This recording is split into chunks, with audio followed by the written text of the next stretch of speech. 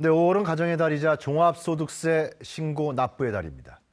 올해 달라진 세법을 제대로 알아야 절세가 가능할 것입니다. 2017년 종소세 어떻게 신고해야 하는지 자세한 내용 이슈 10분 체크해서 알아보겠습니다. 세무법인 에스코로 정인태 세무사 모셨습니다. 세무사님 안녕하십니까? 네, 안녕하십니까? 네. 바빠지시겠습니다, 이제? 그죠? 네, 그렇습니다. 네. 종합소득세 신고 기한이 네. 이제 5월 1일부터 시작돼가지고 한 달 동안 하는 거죠? 그렇습니다. 예. 5월 말일까지, 5월 31일까지 약 한 달 동안 진행이 네. 되는데 이 기간 동안에 이제 자신이 작년에 2016년이죠. 네. 2016년을 마감하는 그런 세금적으로는 마감하는 네. 그런 성격이라고 할 수 있고요. 이자 소득이라든지 배당 소득, 그다음에 부동산 임대 소득, 사업 소득, 근로소득, 뭐 연금 소득, 기타 소득, 네. 소득 종류가 많죠. 7가지 이 소득에 해당되시는 분들이 신고 대상이 됩니다. 그리고 네. 이 종합소득세를 어떻게 신고하실까? 뭐 이렇게 여러 가지 방법들이 있는데요. 우선은 간편하게 네. 국세청 홈페이지, 홈택스를 이용해 가지고요. 거기 있는 자료들을 가지고 입력을 하는 방식으로 네. 전자신고를 하는 방법이 있을 수가 있고요. 두 번째는 거기 있는 자료들을 잘 모아서 본인이 이제 메모를 해가지고 그죠? 예. 신고서를 작성해가지고 우편으로 또 접수를 해도 되고. 그래요? 예, 너무 이거 어렵다. 그러면 세무서에 또 안내센터가 있으니까 직접 세무서를 방문해서 또 작성을 하게 되고 나 이거 저거 다 귀찮다. 나는 정말 힘들다. 네. 그러면 저 같은 대리인한테 의뢰를 하시면 됩니다. 네.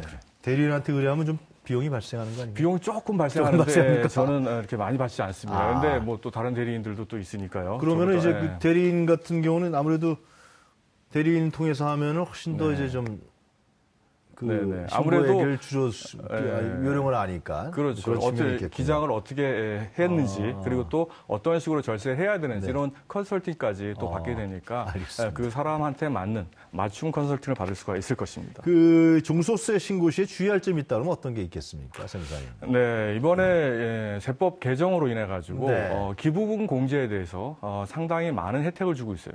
고액 기부금 한도가요, 낮아졌어요. 그러니까 그래요? 고액 기부금을 판단하는 기준이 3천만 원에서 2천만 원 낮아졌어요. 그래서 네. 2천만 원 넘으면 고액 기부금이 해당이 되는 거예요. 그러면은 옛날에는 25%를 공제를 해줬는데 지금 30% 또 공제율까지 높아졌어요. 그러니까 그래요? 기부를 많이 하고 따뜻한 사회 분위기를 한번 만들어 보자는 취지에서 세금적인 혜택을 주겠다라는 걸 네. 보여줍니다. 그리고 또 기부금 지출자가요, 본인이 아닌 부양 가족이 해당이 지출을 하더라도 기부금 공제를 해주겠다. 물론 본인이 지출을 한다면 당연히 비용으로 세액 공제를 받는다거나 필요 경비로 인정받을 수가 있습니다. 그리고 기본 공제 대상자를 판단할 때, 그러니까 인적 공제라고 이야기하는데 이제 부양 가족 공제 이런 거 얘기를 많이 하는데 네. 이걸 판단할 때 예를 들어서 이제 자기가 소득이 있으면은 부양 가족으로 볼 수가 없지 않습니까? 그렇죠. 그런데 소득 금액이 100만 원 기준과 근로소득인 경우에는 500만 원, 수익 금액 기준으로 가요. 수익 금액 기준으로 500만 원 한도로 해가지고 그거를 초과하지만 않는다면 네. 부양 가족으로 인정을 해주고 있습니다. 종합소득세 신고에서 부양가족 인정을 해줍니까? 그렇습니다. 원래 그 연말정산할 때만 인정하는 거 아니에요?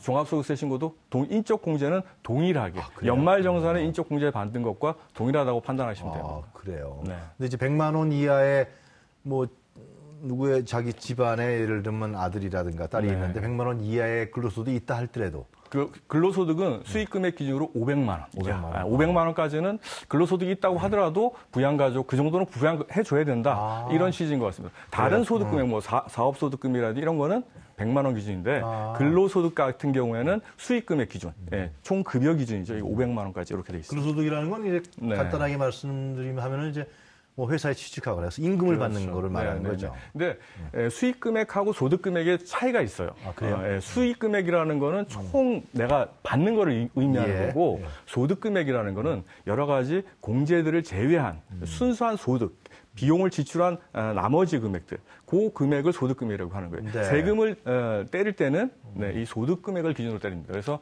비용을 어떻게 잘 정리하느냐. 근로소득 같은 경우에도 사실 여러 가지 비용들이 들어가잖아요. 네. 그래서 이런 공제 항목들, 근로소득 공제라든지 이런 공제 항목들이 있기 때문에 이런 것들을 다 하고 난 다음에 금액을 종합소득세 낼 때 종합소득금액과 합산하는 것입니다. 그렇군요. 네.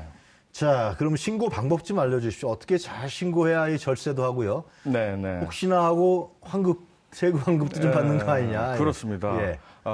무엇보다도 이 절세는 원칙을 지키는 게 중요합니다. 기본에 충실해야 된다. 그래요? 예를 들어서 내가 이번에 5월 31일까지 소득세 신고를 해야 되는데 네. 안 했다. 네. 그러면 가산세까지 듬뿍 해가지고 푸짐하게 과세가 됩니다. 일단 말일까지 분명히 해야 그렇죠. 된다.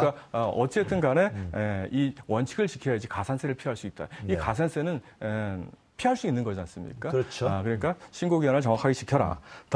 다음에 또 예를 들어서 이런 분들이 있어요. 뭐 작가님들이나 또 프리랜서들이 많지 않습니까? 네. 이런 분들 같은 경우에는 이제 수익 금액이 많이 안 되는 분들이 있어요. 그런데 원천징수를 뭐 3.3%를 했든 또 내가 강연을 했다 그럼 기타 소득으로 또 뭐 4.4%를 했든 이런 기징수된 소득이 있거든요. 그렇죠. 예. 소득이 아니라 기징수된 세금이 있거든요. 그렇죠. 예. 그런데 수익 금액이 얼마 안 돼가지고 인적 공제 빼버리고 나니까 제로가 나오는 경우가 있어요. 그러면 납부한 세금은 환급을 받을 수가 있는 거예요. 그래서 내가 수익 금액이 많지 않다라고 하면 내가 환급을 받을 수도 있겠구나라고 판단을 하시고 직접 계산을 한번 해보시기를 비용이죠, 원합니다. 그거는. 그렇습니다. 뭐 기부금도 들어갈 테고 아까 말씀하신 대로 뭐 부양가족도 네, 들어갈 그런 테고. 것들을 다 계산을 해서 해보면은 내가 제로가 나왔는데 세금 낼 게 없는데 예전에 내가 원천 징수를 당해가지고 세금을 떼어놓은 게 있더라. 그랬으면 그거는 돌려받을 수 있다라는 거죠. 네. 잘 계산해야겠네요. 그렇습니다. 네. 빼먹으면 안 되죠, 그죠? 네, 그렇게 잘 함으로 인해 가지고 본인이 또 권리를 찾는 거니까요. 그리고 그런 식으로 인해 가지고 찾아가지 않은 세금들도 많이 있거든요. 그래요? 예. 그러니까 그런 부분들도 아마 잘 체크해 보시면 좀 도움이 되실 겁니다. 자, 이 금융소득 과세 대상자가요. 네. 이분들 고민이 많을 것 같아요, 그죠? 그렇습니다. 종소득 어떻게 줄일 수 있는 방법이 없나 하고. 네, 그렇습니다. 금융소득이라는 거는요. 예. 이자 소득하고 배당 소득을 금융소득이라고 그래요. 네. 근데 1년에 이 수익 금액이 2천만 원이 넘어서게 되면은 네. 다른 종합소득들하고 합산을 해서 과세를 합니다. 이게 금융소득 종합과세라는 거죠. 예. 네, 그러니까 불이익을 주겠다는 건데 내가 예를 들어서 이제 사업소득이 있었어요. 예. 근데 사업소득이 결손이 났어요. 네. 그러면은 이자소득이나 배당소득과 합산이 된다고 하더라도 그죠? 마이너스가 되니까 소득 금액이 줄어들어서 네. 세금을 절약할 수 있을 겁니다. 그래서 제일 중요한 건 뭐냐면 사실 사업소득이 있거나 이런 사람들이 장부를 잘 만들어서 내 결손금을 제대로 이용하는 게 중요합니다. 이 결손금 같은 경우에요. 예. 10년 동안 2월에서도 공제가 돼요.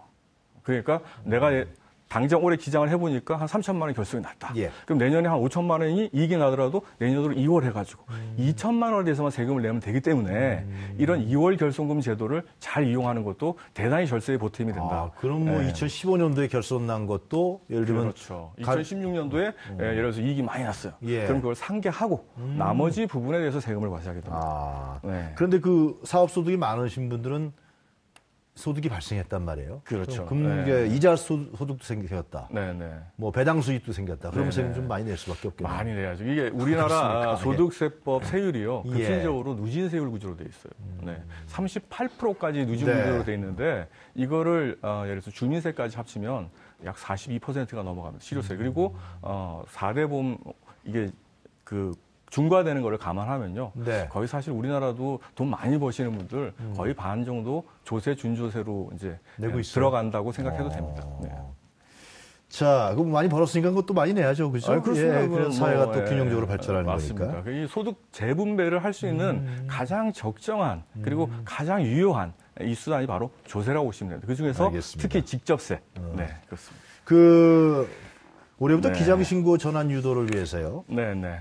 기존 경비율 대상이 단순 경비율로 신고할 경우에는 네. 이것이 상당히 좀 사업자 입장에서 문제가 된다 그러는데 어떤 겁니까? 네. 예. 이게 무슨 얘기냐면 네. 이 단순 경비율 대상자가 있고요. 기준 경비율 대상자가 있고 또 의무자가 중에서 간편장부 의무자가 있고 복식기장 의무자 이런 식으로 단계적으로 네. 업종별로다가 매출 규모에 따라서요. 기장 의무가 다 틀려요. 그런데 내가 단순 경비율 적용을 받는 사람들은 되게 영세한 사업자예요. 이분들은. 근데 내가 기본 경비율 대상자인데 단순 경비율로 신고를 하게 되면 이건 가산을 해요. 이 가산 비율이 이번에 올랐어요. 그러니까 의무를 잘 이행해라. 특히 장부 의무가 있는 사람들은 더군다나 이런 것들을 더 성실하게 이행할 필요가 있습니다. 그렇지 않으면 더 가산율 때문에 세금을 더 많이 내게 된다는 거죠.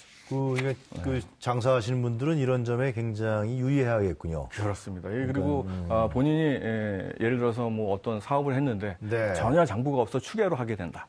그랬을 경우에 이 단순 경비율을 적용하게 되는데 예를 들어서 뭐 소득 금액이 1억이다. 네. 그럼 단순 경비율이 뭐 예를 들어서 한 70%다 그러면은 네. 소득이 한 3천만 원이 되는 거잖아요. 이런 식으로 하는데 이게 이대로 놔두는 게 아니라 이 가산율을 적용해서 한다는 거예요. ARS를 어떻게 네. 쉽게 신고할 수 있는 방법도 있습니까? 그렇습니다. 근데 ARS라는 게 되게 단순하지 않습니까? 네. 이 로직이 단순하기 때문에 가능할 것 같지 복잡한 않은데? 신고는 안 되고요. 아. 이 단순 경비율 대상자, 아주 제가 말씀드렸지만 아주 영세한 사업자들, 이 사람들 뭐 수익 금액만 좀 겨우 아는 정도, 그렇죠. 이 정도 사람들만 ARS가 가능합니다. 자, 종소세 신고 시에 주의할 점이라도 팁 마지막으로 좀 세무사님 정리해 주시죠. 예. 네, 이번에 기부금 같은 경우에는 상당히 많은 혜택들을 주고 있어요. 그래서 네. 이런 부분들이 내가 기부를 했는데 이 홈택스하고 지금 크로스 체킹을 이제 기부금 지출자하고 이렇게 하지만은 누락된 것들이 상당수 나오고 있어요. 그렇기 때문에 내 건 내가 챙겨보자라는 거 하고 그다음에 또 부양 가족이 겹치는 경우가 있어요. 그래서 예를 들어서 뭐 내가 형제인데 둘 다 근로소득자가 발생했는데 부모님은 누가 공제할 거냐 이거죠. 그러면 양쪽으로 다 공제받으면 또 가산세물로서 세금 또 듬뿍 추징됩니다. 그러니까 한쪽에서 공제를 해야 되는데 그 공제 대상자는 소득이 많으신 분이 공제를 하는 게 유리하다. 그렇겠네요. 예, 그렇습니다. 왜냐하면 종합소득세가 세율이 급진적으로 누진 구조로 되어 있기 때문에 네, 세율이 많이 적용되어지는 분, 그러니까 소득이 높은 분이 공제를 하는 것이 유리한 것입니다. 알겠습니다. 네. 자, 오늘 말씀 잘 들었습니다. 감사합니다. 네, 고맙습니다. 네, 지금까지 세무법인 에스크로 정현태 세무사였습니다.